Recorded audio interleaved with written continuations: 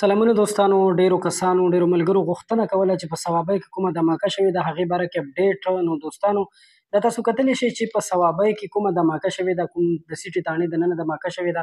نو باچا خان میډیکل کمپلیکس کې ایمرجنسي نافظ شوې ده او تر اوسه پورې د 8 زخمیانو چې په هغې کې د 2 حالت نازک هم دی هسپتال ته راوړل شوي دي او د هسپتال ترجمان وایي چې د هغوی به هر قسم امداد کیږي، د هغوی به هر قسم علاج کیږي او د هسپتال انتظامیه چې د هغوی د دغه زخمیانو چې کوم دی په خپله نگراني کوي.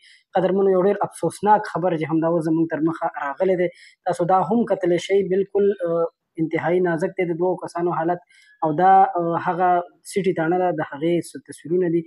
نو دوستانو دا تاسو کتلی شئ یقینا چې په داسې تصویرونو کتلو سره د انسان زړه ودردېږي، د انسان زړه وبرېښېږي. دې نه علاوه تاسو دا هم کتلی شئ چې کوم ټیمونه دي هغه شروع دي خپل کار ډېر په تیزۍ سره مخ په وړاندې وړي. 11 22 11 کوم حکام چې دي هغوی هم امدادي ټیمونه شروع دي او امدادونه کوي. دا تاسو کتلی شئ یقینا چې داسې حالت سره پښتونخوا مخ ته چې یو ډېر انتهایی د درد او د غم حالت